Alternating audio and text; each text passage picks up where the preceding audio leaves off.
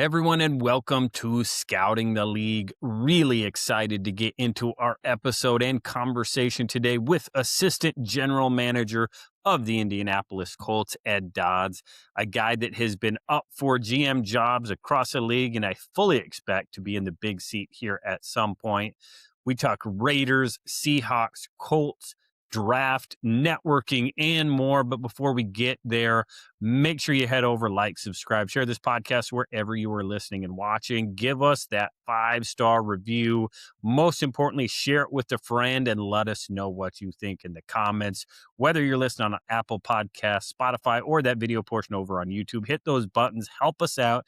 Get the word out there. Big time guest today as we continue to get the big time guests lined up this spring.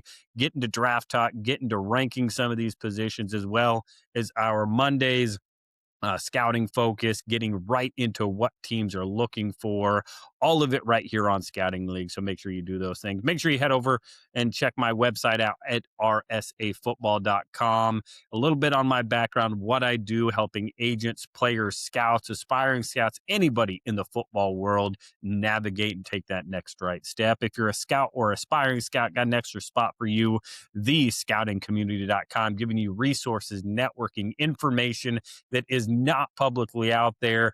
Remain anonymous, completely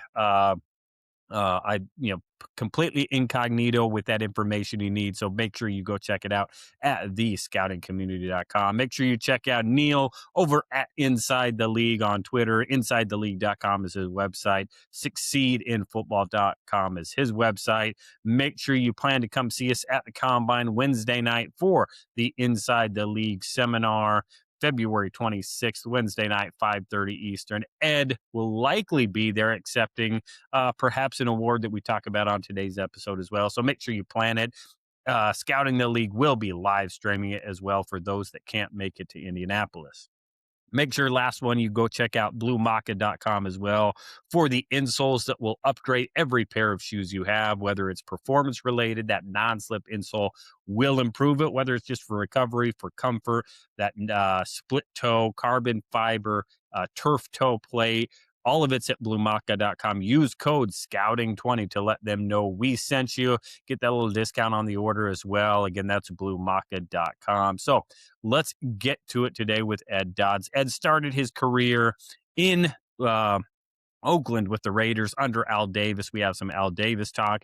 Heads to Seattle in what is a really tough decision. Spends time under John Schneider and Tim Ruskell in Seattle. Again, John Schneider heading to the Super Bowl. Again, that front office highly respected around the league. You can certainly hear the admiration that Ed has for that before he joins Chris Ballard in Indianapolis, where they have perennially been a top drafting team.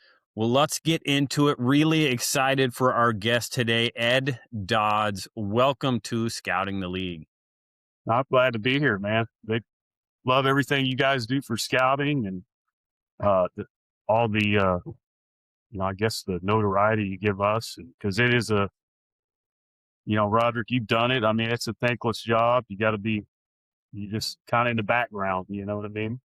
Yeah, absolutely. It's usually, it's kind of like an offensive lineman. If your name's in the headlines, a lot of times it's not for positive reasons. Again, Neil and all he's done with Inside the League, Best Draft Awards, BART List Awards, again, really trying to recognize good scouts. Again, you've been there, you've been Indy. We're going to get to that 2018 Best Draft. We're going to get to, again, some of the awards you've won. A football guy. Again, I think that kind of goes without saying, but let's go back to it again. You've been with the Colts, I believe, since 2018. You've been the assistant GM. You got there in 2017, if I'm correct. But you started with a franchise that's currently looking for a head coach and under a guy named Al David. So let's go back to your scouting origins, how you got into football, how you got with the Raiders, and let's hit it from there.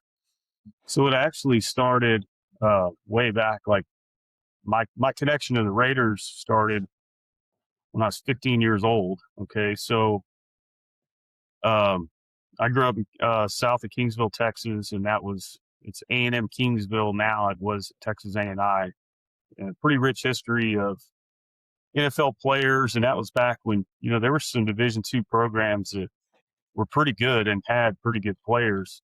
I don't think they get the same caliber of player anymore. Why, I don't know, but like I remember it was A&I, Cal Davis was one, and they've moved up since, obviously, but Valdosta, North Alabama. I mean, there were some really good IUP. There were some really good ones. And then, so a bunch of players from Kingsville, have gone to the NFL, and some crazy names, right? Like Gene Upshaw, Al Harris, Roberto Garza, Joe Mike Green, right? Dial, John Randall, Daryl Green. I mean, it's a bunch of them. Yeah, Jermaine Mayberry. So there was a guy that played in Kingsville, and he got to be friends with my dad, and then he became an agent, and he kind of started off as a stockbroker, but while he was breaking into the agent business. His name's Jack Becta.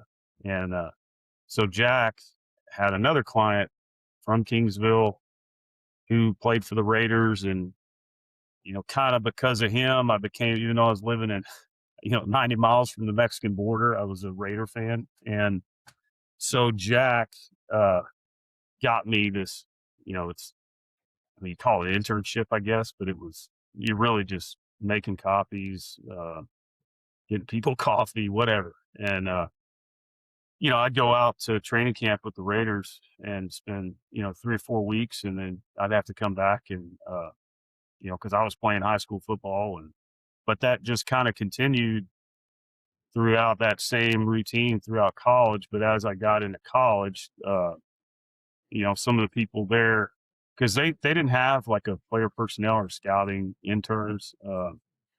It was all ops stuff, but they knew, I was either playing, and then later on I was GAing, so they knew I knew some football stuff. So I would kind of work with the personnel guys, and again, it wasn't any, I wasn't scouting anything, and I was only there 3 or 4 weeks because of other commitments, whether I was playing or graduate assistant, whatever was going on. And so that relationship just turned into, and 03, when I was done with college, turned into a job.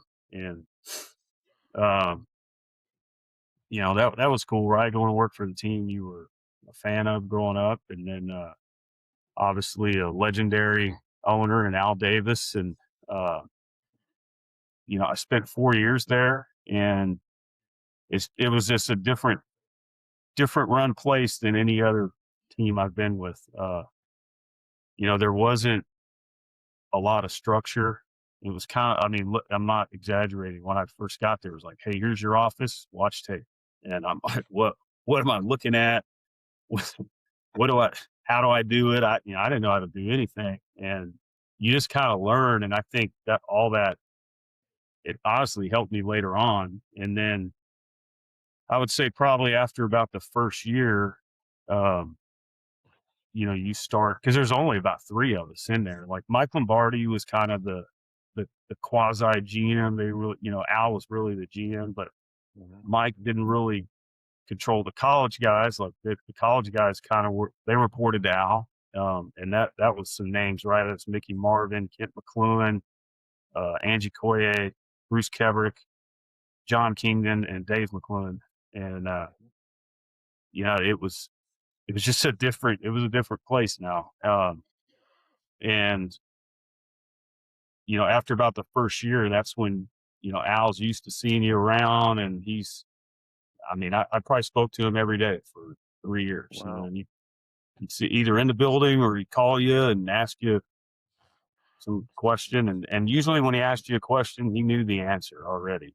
He was just saying if you knew it, and then if you didn't know it, you're better off just saying you didn't know, and you go find out. Because if you tried to, as I've seen him do it to other people, you tried to BS your way through it, it wasn't going to end well. Yeah. And I love the Raiders. I still do. It was just time. I had an opportunity to go to the Chiefs, and then one in Seattle as well. And I chose the Seattle one because I had been a pro guy the whole time, and they were kind of talking like, hey, you're going to do some pro right away, but we're going to need a college guy. And we know you're from Texas and it's going to be down in that area. So ultimately that's why I chose Seattle. But, no, the Raiders was an interesting experience, and I wouldn't trade it for the world. That's it. I was there 4 years, but it felt like 15. Yeah. Now, Ed, you said you had you had pro role there. Did you have a pro scouting department there? Was it what we know of in a traditional sense now, or was it still kind of something that was, I don't know, you mentioned there wasn't a lot of structure there. Not really. So, my first year it was really, that first year now was kind of like all of our titles in the whole department, like all our business cards all said player personnel, except for Mike. Oh, well, at that time it was, it was Bruce Allen, and Bruce and Mike had different titles, but I don't know I can't remember exactly what they were. But the rest of us was player personnel. And as far as, pro personnel, there was a guy named Jack Barheit, me, and Mike, really. And then the second, third, and fourth, it was me, and then Sean Jones, who played for the Oilers and the Packers, and Mike. And it was a different deal, man. It was like there was no like, hey, Mr. Davis, I only have the AFC North and NFC North. It's like, no, you got to know the whole league, and like you're never going to get it all. But that's kind of what he expected. Like, you better have answers, and he was just demanding in that way. Yeah. Again, you kind of you learn under that system where, you better be on top of it, and it's Al was as involved as any owner, in that personnel department making decisions. Which again, it's one thing to have a GM come. Again, it can be a different type of intimidation when the owner walks down the hallway, or you see his name pop up on the phone. And again, less common in today's NFL, but certainly something again would be, that's one way to learn. So you go from you have a couple opportunities. You end up choosing Seattle. We talk about this on this podcast again. It's about the relationships, about the networking that you've done. Tim Ruskell was the GM when he got hired there in Seattle. Talk about kind of what that connection was. Obviously, it's an opportunity to go continue to do pro scouting. Talk about that transition up to Seattle. Again, different culture, up the coast some, and just a different philosophy and way of doing things. Yeah, so no direct connection with Tim. It was really Rustin Webster. So Rustin was the area scout for Tampa Bay, and then the Southwest. So he would always go to A&M Kingsville. He knew Chris Ballard because Chris was the defensive coordinator there, and then the pro liaison. And actually, he was the floor coordinator. I think when Rustin was going through, he may have been the receiver coach or DD coach. But it kind of how it happened really was, so I had this opportunity with Kansas City, and I said something to Mike, and he's like, well, do you have anything else? And I said, no. I said, but Lake Dawson just called me, and Lake had gone to Tennessee. And he goes, well, does Seattle need a pro guy now? Because he left. So he called, I think he called Tim, and then Rustin, or I may have said something to Ballard, and then he's like, well, I'll call Rustin. And then it just more from there. Cause I really interviewed mostly with Rustin, and, I went up there, interviewed, and then came back, and then, I'm still with the Raiders, and I had a decision to make after that. But it was, like I said, it was kind of the fact that they were talking about doing some college scouting, which I hadn't done to that point. And, country kid living in the Bay Area, I was kind of looking forward to like, hey, it might be nice living in Texas again for a while. So, yeah. Yeah. So from a structure standpoint, talk about again the differences. Was it, again, we know what we know today of John Schneider's Seattle Seahawks is, again, top-notch, executive of the year multiple times. Again, a really tightly run ship. Was it getting that way under Tim? Did, again, the evolution continue to happen over the time you were there before you left for Indianapolis? Kind of just talk about, hey, yeah, we had a really nice, again, scouting philosophy, scouting manual, good grade system. Was that all in place? Yeah, a lot more structure than what I've been used to, both in pro and college. Because that first year I lived there, and that would have been in '07. And, I had some pro teams, I had advances, and then I had, I think 4 states. And so a lot more structure than I've been used to, but a totally different system of scouting than when John came in which, so it was just more, the one under Tim and those guys is probably more the traditional, which nothing wrong with it, but hey, here's all the information, and then basically the executive type guys would go and take it from there. Where under John, obviously it's much longer. I feel like it's more thorough, and it's just everybody's involved, and I think it's the greatest system on the planet. If you watch John Eric's deal, he talked about it. He's a firm believer in it. And I'm the same way. And it kind of, the Raiders were a little bit like that and how they did college. Al would jump around a little bit more. He wasn't as, I guess, by the book in the actual meetings, but it was, that's where it started really with Ron Wolf. And then, he took it to first the Jets, it's Tampa, Jets, then Green Bay. Yeah. Yeah. Again, definitely that structure. Again, you're kind of seeing it with what Elliott Wolf is doing in New England now. Again, it's the fingerprints that John Eric has.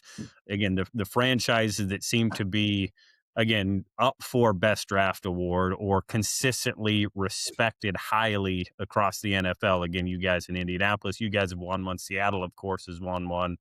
Green Bay's up there about every year. So again, you know that structure, you know that philosophy, the way, again, Ron Wolf's fingerprints, again, are all over all of it and have gone all over the country. So John comes in 2010. You're there, with him from 2010 till 2016.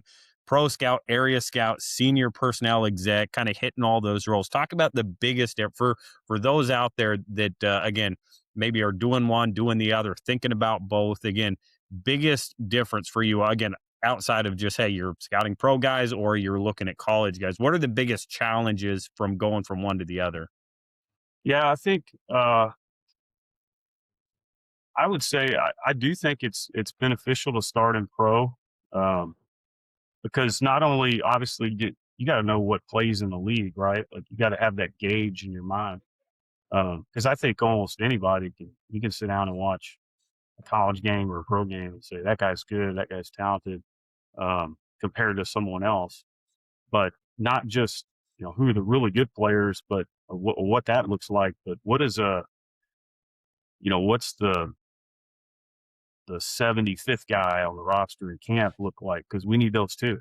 Yeah. And it just, I think that's the benefit of starting in pro. But then when you've been doing pro, at least I had it, I think there is a little bit of anxiety as far as, because you've got your office, you've got all this stuff. It's a comfortable environment. You get up, go eat when you want. You can get up and go to the bathroom when you want.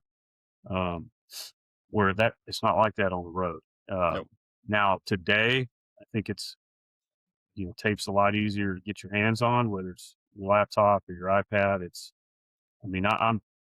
This may be a little obsolete or outdated, because I'm speaking when I started doing it, you're waiting on it to get to the Dove Center. Like you're either watching it in the school, or you may not get your hands on that tape until January. And by that time your stuff's due. So, but just learning how to, you learn your own routines and how to be efficient, and then also that aspect of getting background, building relationships, weeding through some of the company lines you're going to get.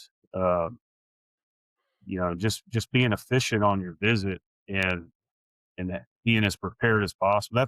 That's what I always tried to do was when I walked into the building, I'm not like I already had everything ready to go. So I could just maximize my time there. Um, and then that's what I appreciated about John too, is I think some teams are always moving their area guys around. Like I think it's beneficial to leave them in one area because that's where they build those relationships. And I mean, I did my area so long. I mean, to this day, I could still pick up the phone and, like I met Pete Golding when he was at Delta State. I mean, I can call Pete right now and not have to dance around a question to get to the answer. I can just ask him, like, can I take this guy or not? Like, don't, what's the deal? So that that was fun, doing that kind of stuff, just building relationships. I mean, there were so many guys that you meet that are, you may meet them when they're a GA and now they're head coach, and that part's pretty cool. But I guess, I think it's beneficial to have been on both sides. That the other, I guess, downside of being an area guy is you do feel kind of out of sight, out of mind sometimes. Like, what the hell are they doing in the office? Why'd they cut that guy? Why'd they sign this guy? So you're removed from a lot of that decision making. But and I try to, we have like every 4 weeks so every quarter of the season I have a Zoom with all of our guys, and we literally go through just mainly to kind of help them feel involved, and educate them too on it's every roster move we've made. We go through the past game, then kind of preview the next game, go through that team's roster, anything that's coming up on the horizon. We do that every 4 weeks just to keep them involved because you do. I mean, you're living wherever and you don't really know what's going on all the time. You do that with all your area guys every 4 weeks, Ed? Yeah. That's really groundbreaking. And okay, that's really interesting. All right. And I'm not like, it's not I know some teams get them and they'll ask them like to grade their, you expect them to watch the games and grade it and all that, but that's not the purpose of the call. The purpose of it is more like, hey, this is what's going on with our team. This is how the practice squad guys are doing. This is why we let this practice squad guy go.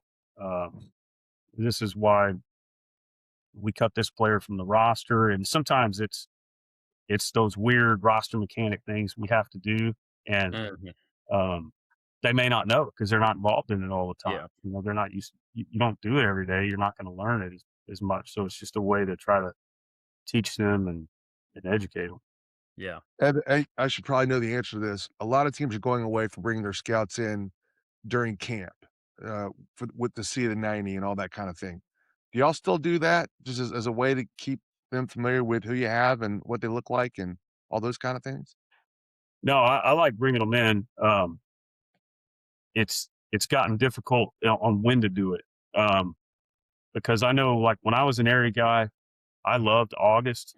Like, I would go out and that would be my longest trip. I may stay gone 3 weeks or 3.5 and just hit it. I would hit every place I could hit. And even places that weren't, how guys, I hate when guys say, well, he's not on the list.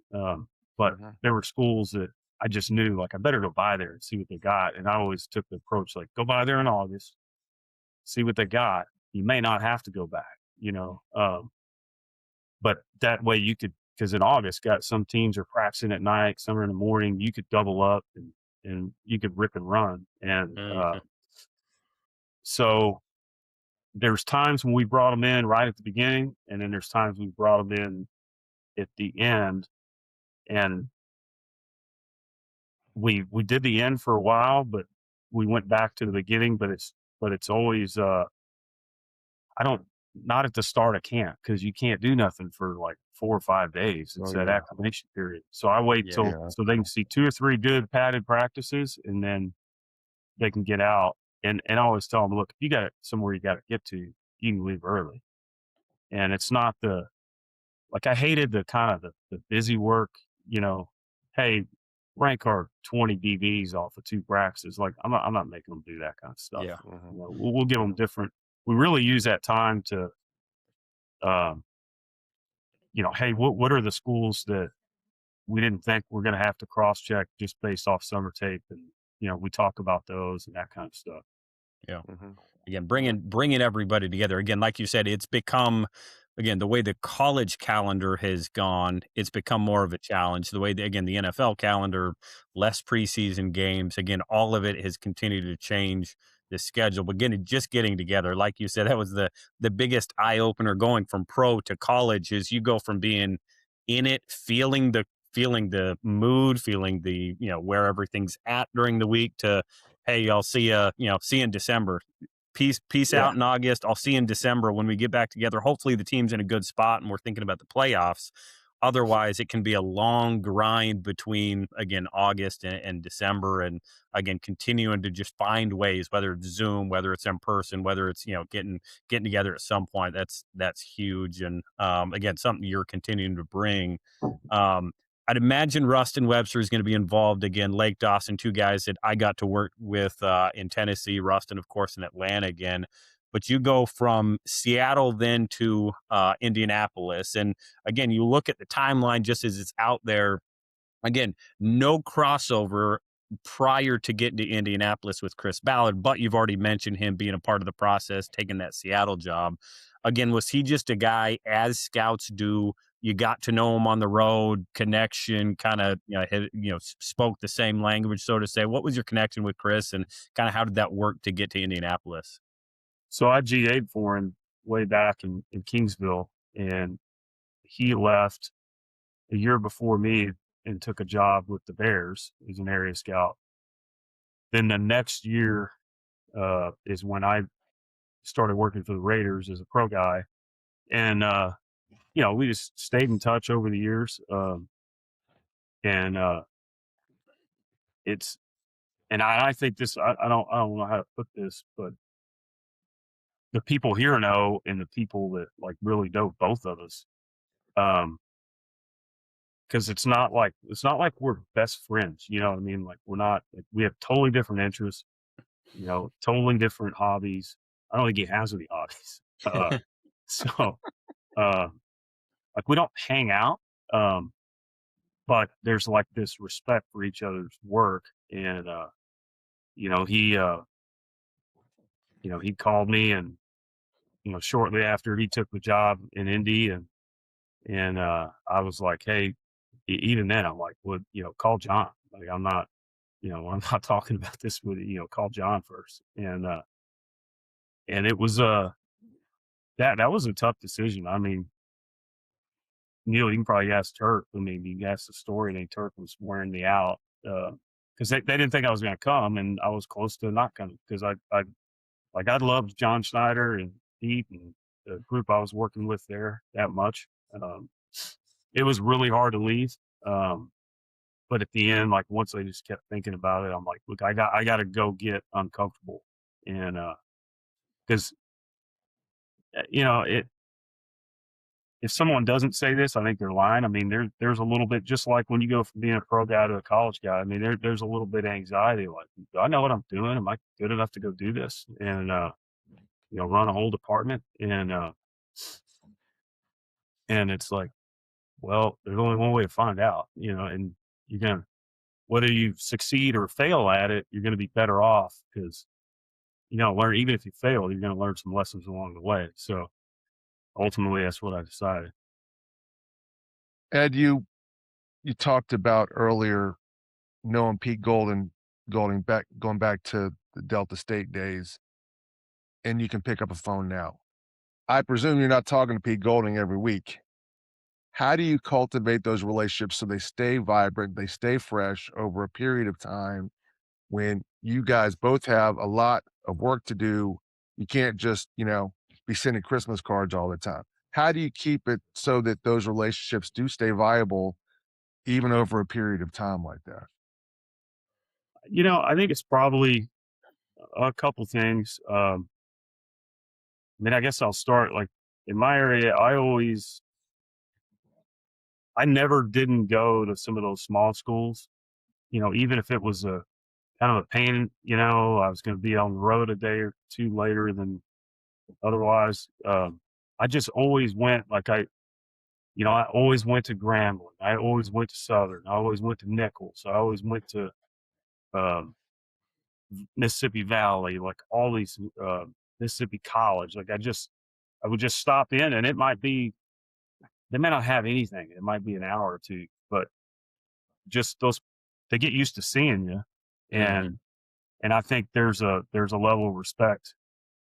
Just say, hey, this guy's working, and then when you do need something, they're not like, they know when they have a player, and then all of a sudden, 20 teams and sometimes 32 show up, and they're kind of like, I'm not going to tell these guys everything, where the one that's always there, and it wasn't just me. I mean, there were others that approached it like that. Like James Lickford and I were in the same area.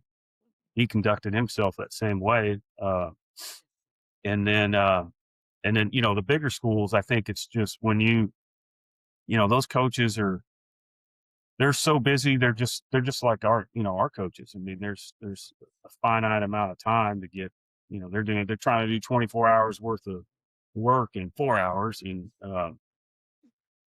just if you walk in there and respect their time, and there's ways you can ask questions that shows you're prepared. If you walk in there and you're not, I mean, they're going to know it, and they're not going to respect you. And it takes time, and people, I don't know, they just respect you more, and they remember you, and they go to another school and you bump into them there, and every now and then if they ask you for something, you help them as best you can. I think it's just being professional, but also being down to earth, and just working hard and being prepared. I think that it shows when you walk into a place prepared. Yeah. Yeah, so you guys, shortly after you and Chris both end up there in Indy, you win that 2018 Inside the League Best Draft Award. Again, you guys have consistently been, again, if not a top 5, top 6 team, again, you guys seem to get multiple starters out of the draft every year. Again, you can credit to philosophy, to, again, pulling the right card, to, again, coaching staffs, getting the players, being on the same page, coaching staff, scouting staff to get guys in the right spot. Again, you got a couple big ones this year in the tight end, the defensive end. Again, expect the corner to bounce back. Again, good players, not only guys that are ready to play right away, but again, some of those developmental guys, high trait guys that are going to play in the NFL eventually. Talk about kind of the draft process and kind of getting those things right every year to make sure you guys are in place to win come season time. Well, that's why, I mean, I'm such a believer in the system, the Green Bay way, if you will. It's just a very thorough way of doing it. You're not, I mean, going back, I guess, I forget how, when I was watching John Eric's thing, he put it a certain way. There's collaboration during the process, but not the decision, right? Like, that's still, somebody's got to be in charge and make the decision. So I remember having a conversation with one of our scouts in Seattle one time. We didn't take a guy that he wanted or something, and he's like, "Oh, it's no different than me." I said, "No, it is different. There's other teams that just turn your stuff in. We got it from here, basically." Mm-hmm. I said, and I said, this way, you just need to be thankful that you're allowed to give your opinion and sit through and watch the entire decision-making process.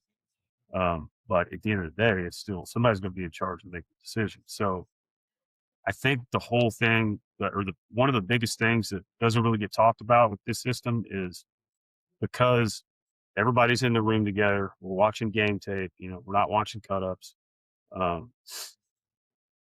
You're educating your staff just by, even if you make the wrong decision, right? They're seeing the decision being made. And if you the people that have been doing it a long time, talking out loud, thinking out loud, if you make a concerted effort to do that, those younger guys in there, they start to learn, because we always, every time we're moving guys around on the board. It's, how does he make the team? What's his role on special teams? I mean, you're talking through all those scenarios, which I'm sure everybody does, but not everybody's in there all the time. Like, I mean, we spend 17 days in there together in February. And then in April, it's another 14. So they just see a lot. They see a lot of it. And then, some of the other things in this system that we do is, in the off seasons, and I know, like, if you're an area scout, you probably don't love it, but I really give them the whole year. They get assigned these, in camp, and they have the whole year to do it. Till when I say the whole year, when we break in June for vacation, they have 2 pro teams, and like, hey, do these teams just so you kind of stay current on what people are doing, how they're using players, what a pro guy looks like. And then there's other, this is me. Like I told our guys, I mean, we started doing this 5 or 6 years ago.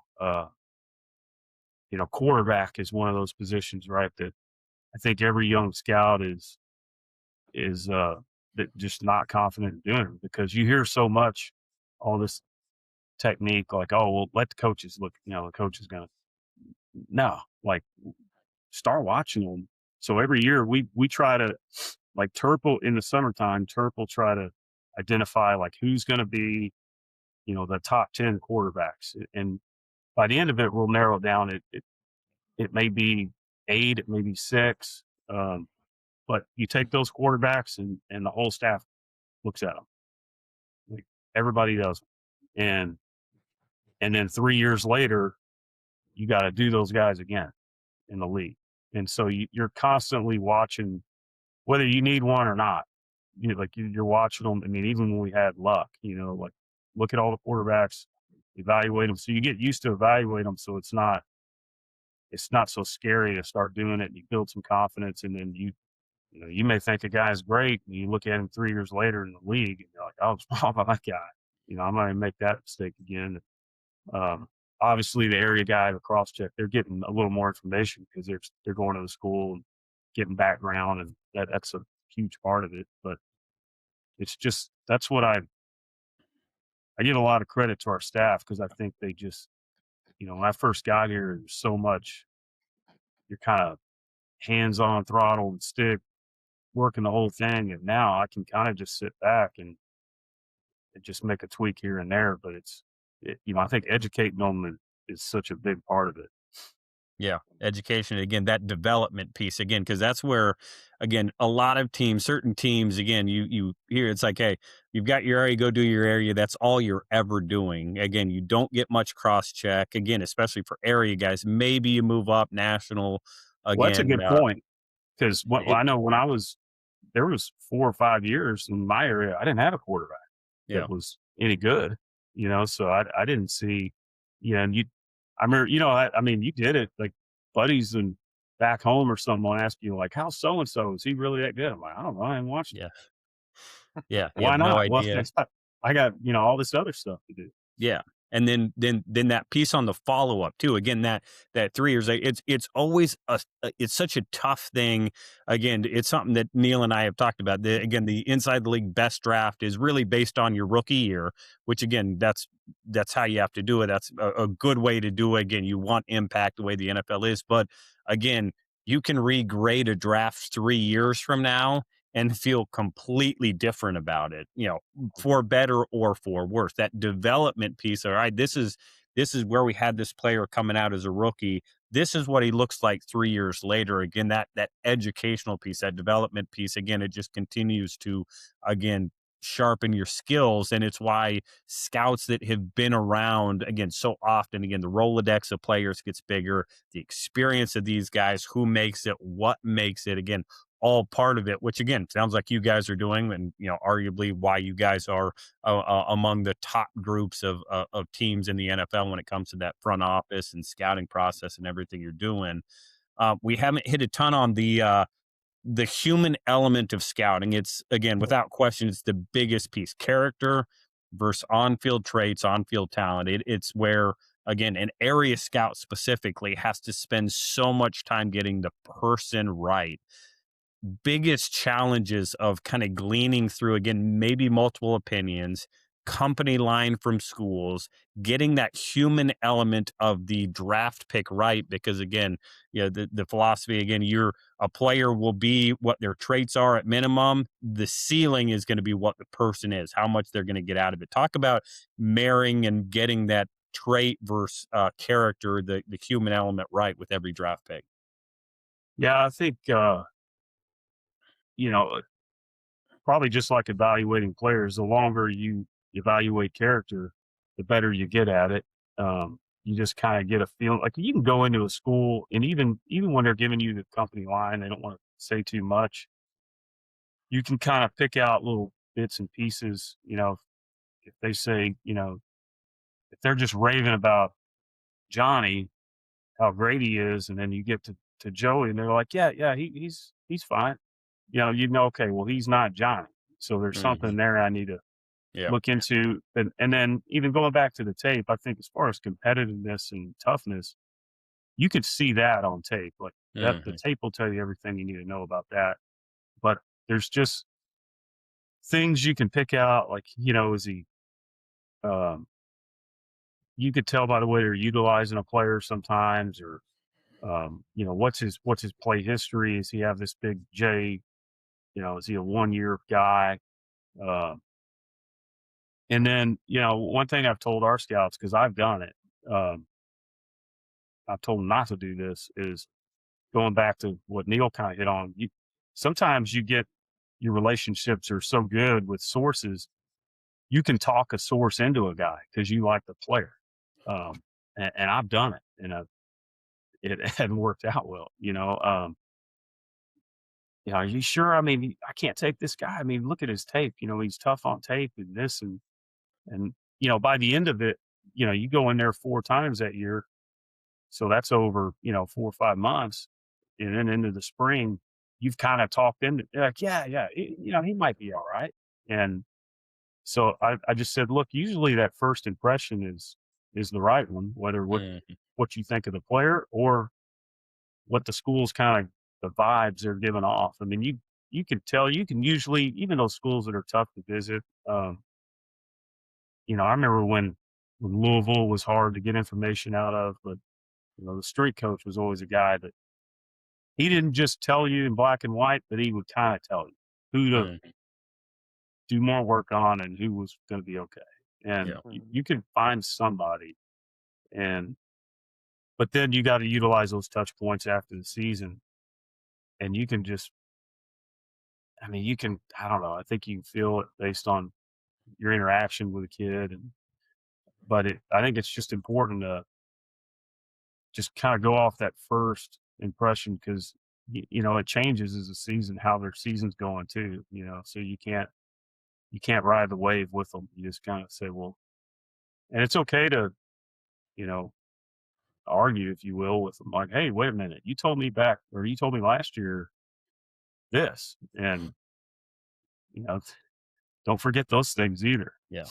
That's the piece that I loved. And I remember there was a couple players specifically where, again, when they weren't draft prospects, man, you get the real story on them, and all of a sudden they're going to be a high round pick, and they've turned their lives around. And again, that's where good scouts who prepared, again, the whole roster, not just that draft eligible roster. Like, hey, I'm keeping notes on everybody.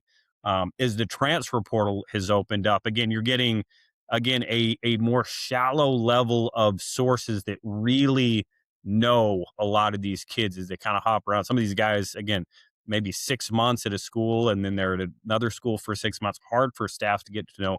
Have you seen more information sharing, more, again, cooperation among scouts as you're trying to figure out who some of these kids are across the country, as they end up at 2 or 3 different schools for short times, and just harder to get all your character from one school? I haven't seen it as much, personally, because I'm just not out as much as I used to be. But we did open up, like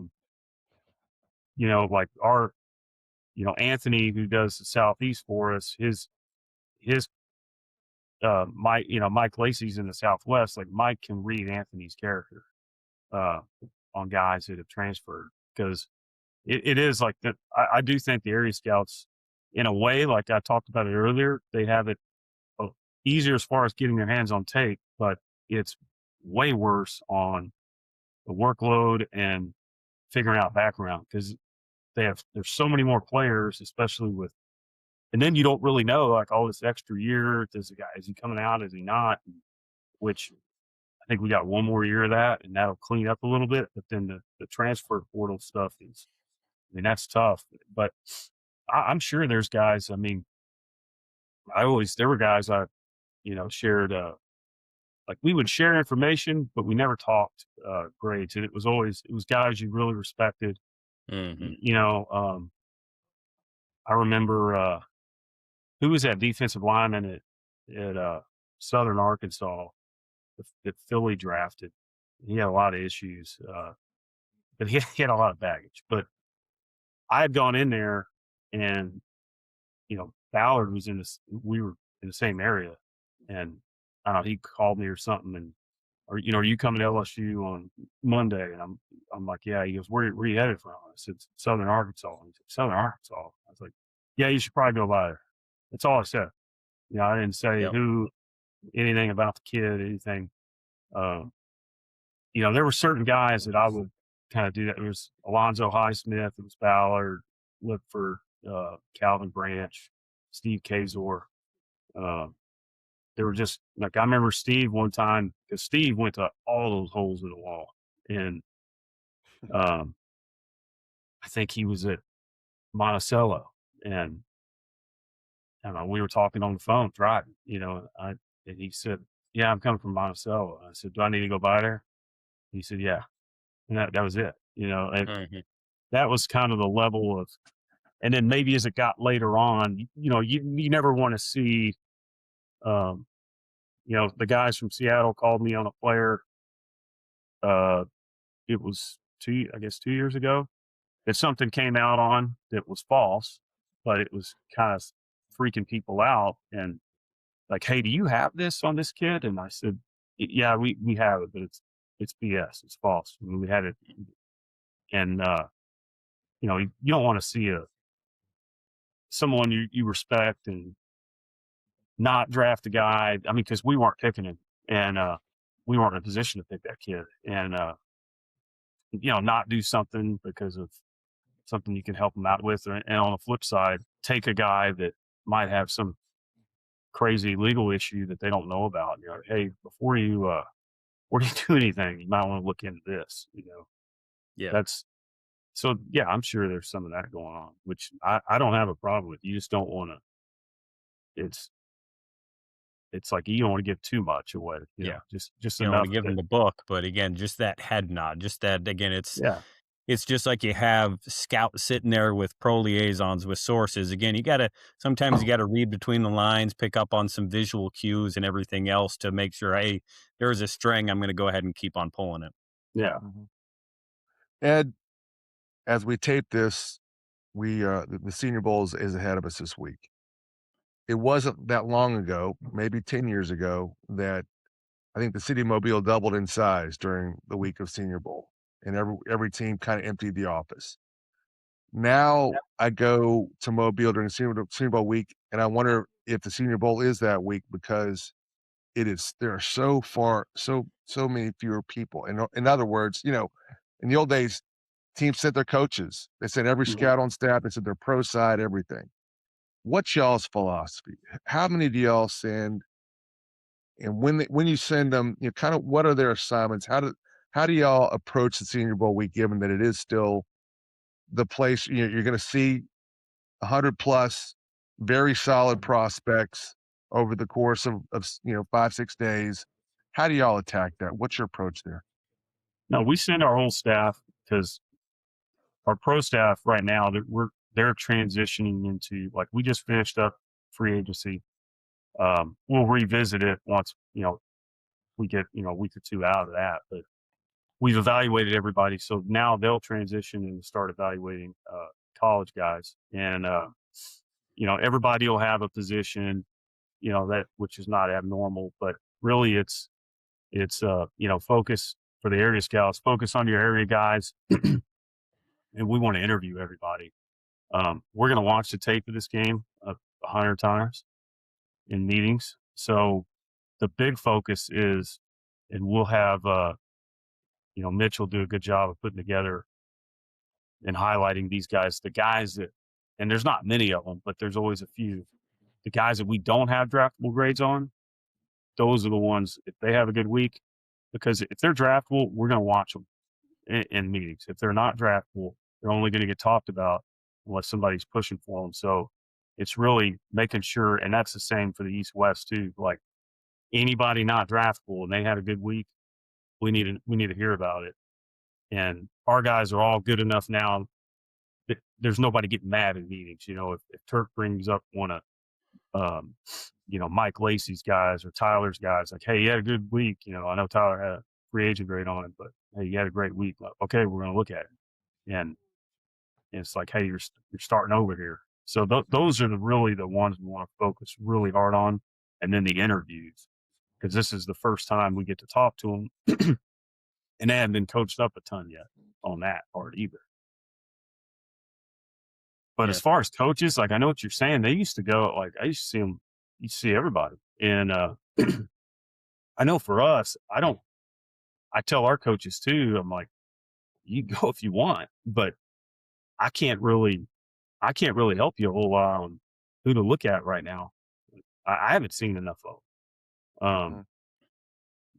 So it's like Shane will go sometimes. I think he's going this week, but typically, we've taken the coordinators a couple times, but I know they're all off right now. So I think they're just enjoying their time off. Yeah. Yeah, certainly. Do Again, you call your coaches during the evaluation process at all, given that they don't get to grind the film, they don't get to make the school visits? Do they play a big role in the selection process for y'all, Ed? Yeah. So after February meetings, because, you're taking this pool, 2,500 or players that we've evaluated, down to, I don't know, 220 or 200, sometimes 250, depending on the year. And that's at the end of February. And then by the draft, it's down to 150, 170.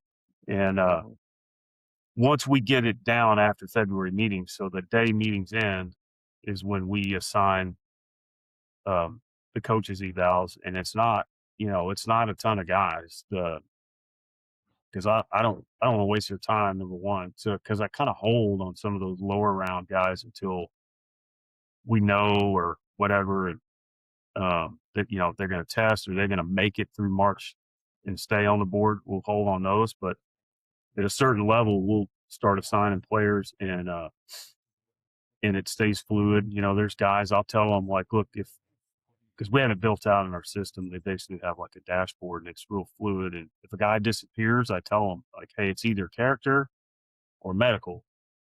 And if you want to know why, come ask me. But that's why he's gone. Like, yeah. And I just try not to overload them with. I'm not giving them 50 guys. I mean, the most is probably gonna be D-line and D-line, DB, and O-line are probably gonna be the most, and that may be 30. So they don't have a ton to do throughout the process, which they can really hone in on and do them. And we ask them to Zoom them because that's the part, that's where we rely on our coaches. Like, hey, I can't talk to them. We can't talk to them about, we can to a degree, but not like the coaches can on football intelligence and how they learn. So that's where we really rely on our coaches. And same thing at the combine. Like we kind of stay, we don't, where you from, what's your story? We don't do that at the combine. It's straight into, we're having them watch tape and it's, watch a play, install it, all that kind of stuff. Yeah. Well, Ed, you've been, again, assistant GM in the Indy since 2018. You've been around two really good GMs, two really good systems. You've gone through the GM interview process a couple of times now. Probably, I don't even know how many franchises have brought you in. the biggest challenges right now, again, you kind of referenced John Eric Sullivan in Miami. He has said, again, a lot of really good things, again, coming from that Green Bay philosophy. Again, insight into what GM candidates are going through, from the interview process to the biggest challenges they face, either as their team is still playing, is there still, again, you still have a job to do wherever you're currently at while getting ready. Give us some insight into that GM interview process and kind of fill us in. I guess that may be the toughest part, right? Like feeling you're as prepared as you need to be, but also doing whatever you're doing for your team. But you kind of have a sense, throughout the year, what if you're going to have any opportunities and what those teams are going to be. So, you try to carve off some time to get ahead, I guess, on that part of it. But, no, it's just, obviously if you got multiple of them, that part gets stressful because, you're flying to different places but I know the ones I've done in person have they've actually been fun. Like, the ones in person I did at the Raiders they were a lot of fun because Ken Harrock ran that, and it was just straight ball. It wasn't a lot of other stuff. And I think it's just like you're going into a school, just trying to be as prepared as you can. And there's going to be parts of it that you don't know. Like, I know the big one for a lot of guys is always salary cap, right? Like, I don't know anything about that. Well, I don't think you need to know a lot of it. You just got to get with your own cap guy and or your GM, and they can help you out a little bit with it. And you just find time throughout the year to study that part of it. But when you go into those things, it's talking more strategic, high level stuff, not down in the weeds, tactical type stuff. That's what they want to hear. And, and then, finding, if they're looking for a coach, you got to have some of those ideas, and that's the importance of building those relationships, which, that's easier for some people. I hate talking on the phone and texting. So, I see guys in person, and, I do it there. I don't really call and do all that stuff, but it is important to do. So you're ready to roll when you have these opportunities. Yeah, well, it's certainly a big part of it. And again, fully expect you to, again, be a GM if you want it at some point. Again, certainly going to be a name that continues to be up for the job again as they come open. I think we just had 2 this year. It was kind of a heavy coaching cycle this year, but again, there's always, I think Neil probably has the numbers in hand. 4 to 5 is more expected. So again, 4 front office is a little bit more stable perhaps this year, but again, when it comes up, I'm sure we're going to see your name up there for good reason. Yeah, and as we wrap up here, Ed, I just want to tell you, you've been a BART list member all 4 years that we handed out the award, and we weren't planning on saying this, but we might as well since we got you. You're a winner for the 5th year in a row. So congratulations on that. Yeah, You've that's awesome, man. obviously made a real impression on your peers. And I know you're not a guy that goes out there and campaigns for this, but nonetheless, you're still recognized out there. So congratulations. At this point, I don't need to give you a lot of details about the night because you've gotten a lot of practice. But I did want to say congratulations and I well appreciate deserved it. and well earned, and really happy to see you out there again in February. No, that's great. I mean, that makes you feel good that your peers think that highly of you, and I mean, I haven't like this year, I didn't get to go on the road hardly at all. I blew my ACL this summer, so I spent most of the year rehabbing. But it is kind of cool that you still get recognized in that way, and you're just not out there as much. I mean, I'm not spending 80-something days on the road like during the fall like I used to, and hanging out in hotels all the time. So no, it's really cool. Well, you have to make sure that knee is fully rehabbed by the time you get to Indy, because again, that's a long hallway in the convention center, and you can, stop, take a break, pick up that 5th consecutive BART award at the Inside the League seminar on Wednesday night. It's going to be great to see you there, to get recognized. Again, it's a credit to you. It's a credit to your scouting staff. Again, you guys do an outstanding job there in Indy. Fully expect a huge year. Again, what was looking really positive kind of ended on a sour note for you guys, but again, fully expect you guys to be right back competing for a division title next year. Again, it starts with a good draft free agency before that, and again, you'll have a huge role in that. And again, with everything else you have going on, getting ready to go down to Mobile, getting college stuff done, we really appreciate you jumping on the podcast with us, giving us insight. And again, for those listening out there, again, do your research on Ed, look up more. Again, hopefully we can get you back on at some point again, maybe as a GM at some point in the future. And certainly probably when you win that 6th best BART award sometime in the future. We really appreciate you being on. No, I Thanks, enjoyed doing this. This was cool, man. I love you look back and miss like a lot of the stuff, like you look back when you're just running around as an area scout or a pro scout, trying to figure out what you're doing, and I would just tell everybody, like, study everybody's job.